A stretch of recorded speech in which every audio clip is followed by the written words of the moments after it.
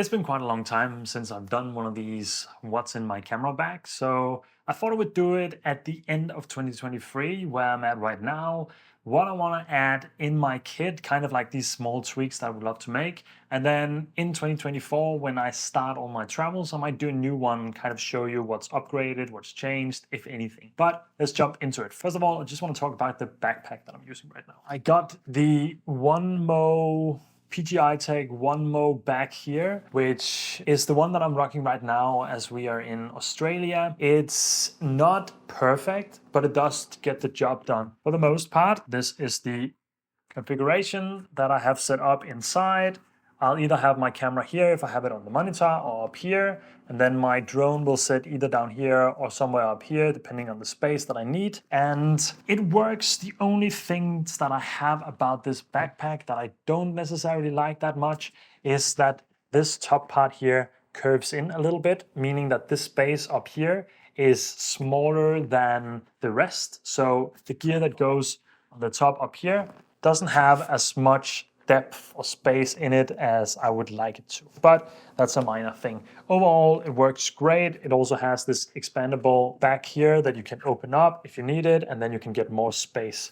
One of the things that I really like about it is that it has these battery indicator rooms here where I can show if my batteries are charged or not. Right now it's empty because everything's pretty much charging, but I like that about it. I never use the side axis. I always love having the back axis instead.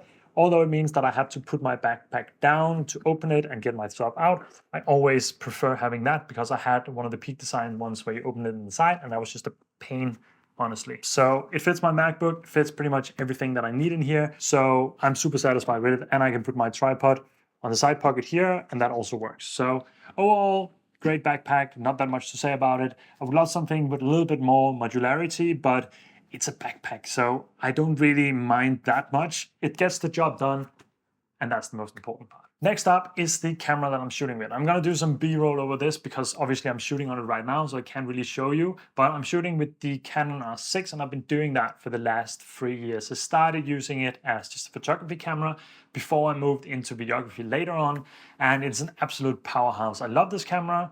I do have some quirks and things that I would love to change about it, but overall it served me so well, so I can't really complain too much. Now, the one thing that is annoying about it is that when we're shooting on long days, like an 8-hour shoot, I do have to be very careful with it not overheating. Always shoot in 4K 30. If I shoot in 4K 60, it's even worse, but it's not a huge problem. I just need to turn it off every time I'm not using it, but I wouldn't be able to shoot a constant 8 hours with it. I know some of the other cameras, the Mark II and the R5, for example, got some updates that made it less overheating, but overall, that's one of the biggest issues that I have with it. Now, another thing that I actually used to love about it is the size. I used to love that it has this bigger body and a better grip, because I have slightly bigger hands, so that helped me in that regard. But since I've been traveling a lot and I'm moving around so much, I actually wish I had a smaller body, which is why you heard me say in some videos that I wish I had the Sony FX3. And I know Canon versus Sony, it doesn't really matter. Sony is more video first, Canon is more photo first. I'm video first now. I used to be photo first. I love the Canon colors, love everything that comes out of it, but I can match a Sony FX3 to how my Canon R6 looks without any problem. Sony FX3 has more dynamic range. It's always a battle between those things. It doesn't really matter. Shoot with the system you like. I'm committed to this system because of the lenses and everything I have, so I won't be changing anytime in the near future. I'm just telling you my observations and what I've learned from using this camera for 3 years now. And all that said, of course, I love it, and I'm shooting with it daily, so it's still a great camera. There's no doubt about that. All right, next up on the list is also sitting on the camera right now. That's the RF24-70 f2.8. That is the lens that lives rent-free on my camera. It's on my camera 90% of the time. I rarely take it off just because it's so versatile. I don't have to tell you why 24-70 is so versatile. I think we already know the part of the Holy Trinity or whatever people call it. And it's just a great lens. I love it. It's sharp. It's great. It has super good autofocus. Everything about it is just great. It's super expensive. That's the only thing that I can say. Like, I bought those before I started traveling, before I started doing this full time, when I had more money, when I earned more money. So that's also how I could afford it back then. I wouldn't be able to buy it today, and I would have to do with something less, and that would also be perfectly fine. But I love this lens, and it's such a great one. I couldn't imagine switching it out for a newer version or anything unless I switched camera systems, which I would then have to, but overall, this is just an amazing lens. That's not that much to say about it. Next up on the list is my favorite lens. Now, I just said that the 24-70 lives rent-free on my camera, and that's because it's the most versatile from what I'm shooting now. I'm shooting at 24. If I'm shooting overall, no matter where I am, most of the time, the 24-70 range gets it done. But my favorite lens is this one, the 70-200 f2.8. This lens is absolutely incredible. I love how it looks. I love the zoom range. I love the bokeh out of it. I love the fast autofocus. I love absolutely everything about this lens. No matter if it was for photography or for videography, I love it. It's such a cool lens and I love shooting with it, but it's just not the perfect lens for most scenarios. So whenever I can shoot with it and I come up with an idea that just makes sense, where I want that bokeh, where I want that more close-up look, or where I can go very far away and shoot the subject at the same time, I just love putting on this lens and shooting with it. So that's just to say that's my favorite lens. And if I switched camera systems, I would have to get a 70-200 f2.8 again. That said, it is a super expensive lens, just like the other one. I'm happy and fortunate that I could buy it at the time, but the f4 version is also an incredible lens and can get almost just as much done as this one. You get a little bit more light and a little bit more bokeh, but at 200 millimeters at f4, that's also what I often shoot with this one. So just getting that one, which is more lightweight, cheaper, is also just a great option. In case you are on the Canon system or anything else, the f4 version of these lenses are usually really, really good as well. So you don't necessarily need the f2.8. If you can afford it, it's great. If not, just leave it. Just get the f4 version instead. But this one, favorite lens. Next up was going to be the 50mm f1.8, which is the lens that I never use. And the evidence of that is that I can't actually find it right now as I was recording this video and I didn't want to spend a lot of time looking for it. It's a great lens. It's a great starter lens. I don't really use it because it's mostly for photography for me, as I don't have an ND filter I can screw on it. So with that, I don't really use it. I use it occasionally if I just take my camera out for doing photos, but other than that, I almost never have it with me. The tripod I use is also going on the B-roll here because my camera is obviously sitting on that as well, is the Peak Design Travel Tripod Carbon Edition. I think I've had that for at least 2 years. I have a love-hate relationship with this tripod. The pros is that it's super compact. It weighs almost nothing and it can fold down to a very, very small footprint, which is perfect for traveling. So that's why I'm sticking with it as well. The hate relationship that I have with it is the ball head, which doesn't really go into full vertical. The ball head is just a little bit weird in terms of that, and it kind of gets stuck on it if you have the camera on the intended way. And then you can switch it around and you can play around with it to kind of get that vertical mode, but it just doesn't work perfectly. And it's a little bit annoying. And I don't really want to add another accessory to my camera to easily get that because I rarely shoot in vertical. But for those shoots where I need it and when we're shooting mostly for social media, it would just be nice. And I know that SmallRig has some kits and stuff that you can put on. It just seems to add a little bit too much to put that on my setup as well. So that's the only thing I kind of have with this tripod. Oh yeah, the other thing is that it doesn't go that tall, but as I'm sitting down now, it works perfectly fine. So it's those small things. You can't get it all. Maybe you can, but I don't think you can get this smaller footprint with all those added features of a nice ball head and a taller tripod. And if you can, please tell me in the comments below because I would love to check it out. All right, before we get to lighting, I just want to mention the ND filters that I'm rocking at the moment. These are the Peter McKinnon Polar Pro Edition 2. No mist, no anything, just like the regular VND. This is the 2-5. I also have the 6-9, which I originally bought for photography. I never use it, honestly. Not even for photography. I rarely shoot waterfalls, anything for long exposure, so I should probably just sell it. But I love these ND filters. I hate that you have to screw them on and off, which is why I would love to get a matte box in the future where you can just slide in and out the filters. I think that would make a lot of sense in my workflow. But for the most part, these get the job done. And if it wasn't because we were shooting with two cameras, my girlfriend Joya and I, both of us, and we're using the same ND filter, it would be fine. You could just live on the camera for most time when we're outside. Having to screw it on and off is a little bit annoying, but I don't really want to invest in new ND filters right now as I already spent a lot of money on these. So these just sticking with me, they're amazing. So there's nothing bad to say about it. This is the standard issue with screwing on ND filters everywhere. I do love that they have this case so you don't really need to touch the ND filter. You can just screw it on with this and then it just screws into this little ND filter here. That is just amazing. So that is it for ND filters. Those are just the ones I'm rocking. I don't know if that's the most important part, but ND filters are amazing, and especially if you're shooting outdoors, you need them. All right, we're getting to lighting because those are also important for adjusting exposure, just as the ND filter is for shooting outside. Indoor shooting, as I'm doing right now, setting up studios everywhere in the world, lighting is super important. And it's something that I didn't have for a long time, as you maybe have seen in some other videos. Having lights that I can control and expose my shot with is such a game changer. This is the Modus X100. I've made another video on why I love these lights and why they're so great. These are just the perfect travel lights for me. I'll just turn this one off so we can actually see what we're doing here. These are just absolutely amazing. The fact that it has this little battery grip that just charges, and I know some people had problems with them. I have had no problems. I have the reflector sitting on here because it's actually my fill light. It's sitting behind me, shining up on the wall, and therefore the reflector is on. But I have another one sitting up here with the mini softbox. Would love to get a larger softbox, but for now, that's it. Everything just feels good about these lights. It's so nice to have these and being able to control the overall exposure everywhere.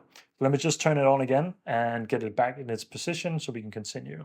All right, secondary lights are these M20C from Xion as well. These just came out. You might have seen my video. You might have seen a lot of other videos about them.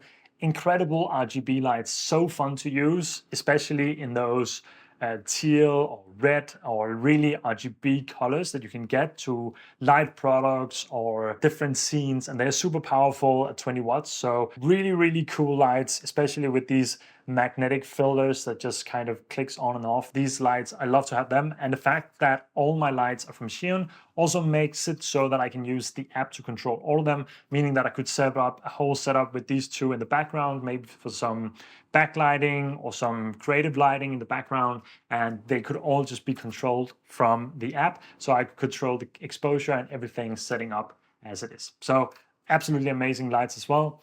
I love having these. So there's still two things missing from this setup: a light stand, because right now the light up here is sitting on a box, and a larger softbox that would help get even softer lighting together with that light stand and the lights, making it a complete setup more or less. So that's the only two things that are missing in terms of my lighting setup, but otherwise it's pretty complete with these 4 lights, or even those 2 lights that are the Modus X100s from Xion. Next on the list is the monitor that I'm using. This is the LH7P from Portkeys, I believe. I actually won this in a competition that Portkeys did.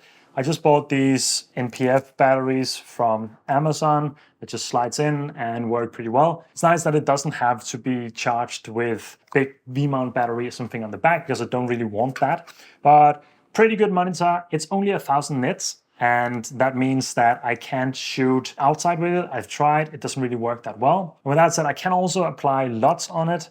I haven't really been able to get good results with putting LUTs or using LUTs on the monitor. So I'm mostly just using it for false color, which is absolutely amazing. That's why I love using this as well, because I can monitor my exposure with false color and make sure that I get everything right, which is why I'm going to put this back on right now so that I can see what I'm doing again. And to mount everything on my camera is the Black Mamba. I think it's called the cage from Small Rig. And I think that's a great cage. It just makes it easy to mount things on the side.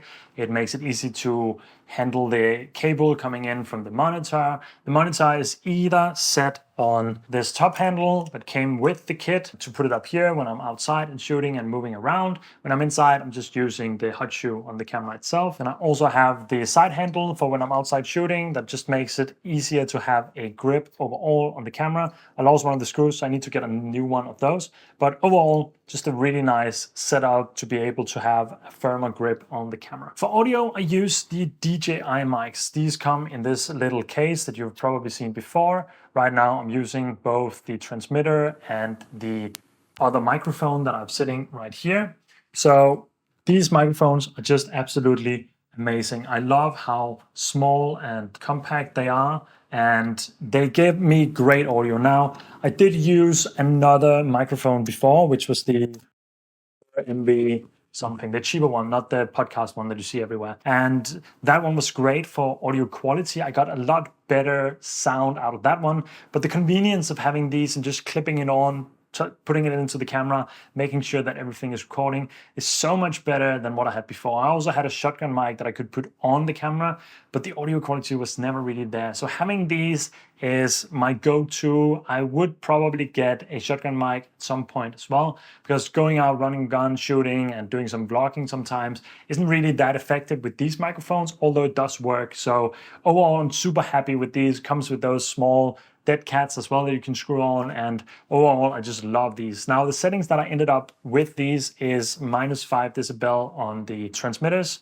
and also -5 dB on the receiver. So -5 dB on both when it goes into the camera. If I'm just recording internally to the microphone, which is one of the reasons that I really love them, I will just record with -5 dB. Now, I do get some noise when I'm using these, but the tools that we have today inside DaVinci Resolve or other softwares giving us the voice isolation just makes it so that you can't really hear it. And the audio quality is so good that I don't really care that much. So that's how I've been using them, and I don't really think that I will switch away from them ever. The only thing I want to get as an addition is a lab mic, so I don't have to have it sitting here, but I instead can have just a lab mic sitting up here or something, and even maybe get a little bit better audio quality. But overall, that's what I'm using for audio. The gimbal that I'm using is this one. This is the Scorp from Theotech. I don't really use a gimbal that often. It's mostly if we shoot real estate or if I really need it for some steady shots, but most of the time I'm just a run and gun shooter. So I won't be using it that much, but it gets the job done. It's fairly easy to balance, and overall it has great stability. It does struggle sometimes a little bit with my heavy camera and heavy lenses, but overall it gets the job done as long as I'm not changing the focal length of my zoom lens. And if I got a prime lens, which I would probably recommend for most doing these things, that would make it easier. But overall, it's a pretty decent gimbal, and I do really like the results that we're getting out of it. So this is the gimbal that lives in the backpack sometimes as well, if we go out and shoot where we need a gimbal. All right, that leads us to one of the last topics, which is drones. Now, I'm still using the Mavic 2 Pro that I've had for I think 4 or 5 years now. It does have its small quirks. The sensors doesn't really work anymore, but I've never crashed it. And I think this is actually still the first set of propellers that is on it, which is quite incredible. I do have some ND filters for it. I do like the drone. It still gives amazing video quality in 4K. I wish sometimes that I had 4K 60. It only has 4K 30. D-Log is great. The only thing is the size. This drone is way too big compared to what you can get these days. Now, it was great when it came out, but traveling around and also talking about that my camera body is a little bit too big, this is just too big and heavy to carry around everywhere. So if I upgrade now, before I would probably set the Air series, but the Mini 4 Pro that just came out recently just seems so incredible that that would be what I would opt in for, especially because I don't shoot as much with drones anymore. And I do know how to expose it so that I get great results. So even seeing what the Mini 2 can do, which we also has, or my girlfriend has, just doesn't really make sense to carry around this heavy drone when I'm not shooting as much with drones as I used to. And throwing a Mini into the backpack and always having it with me seems very more likely than carrying around this big guy. So yeah, that's what I would do for the future. But until this guy doesn't fly anymore, this is probably what I'll be rocking, and I'll just have to live with the fact that he weighs a little bit more. All right, so if I watch this video and with everything that's happening with smartphones at the moment, I would ask the question, but what about your phone? Do you not use your phone for shooting at all? And the simple answer is no. And the reason for that is that 2 years ago in Bali, I unfortunately fell on the scooter, and the back camera here, unfortunately didn't survive. The main camera, the glass broke and can't focus anymore. I haven't had the money to upgrade this phone, and the phone itself still works as it is. So unfortunately, there's nothing that I can do about that right now, but it also means that I can't really shoot with it. The wide angle camera sort of still works.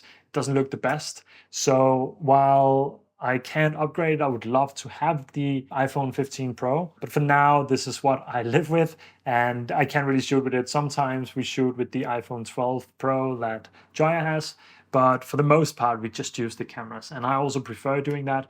But the new Apple dock from the iPhone 15 Pro and Pro Max does look incredible, so I'd love to get my hands on that and test that out. And I think I will be able to do that in Denmark in a couple of weeks. So we will be making a little project, I hope, with the iPhone just to test it out, to see if it is, and get me even more jealous that I do not have it.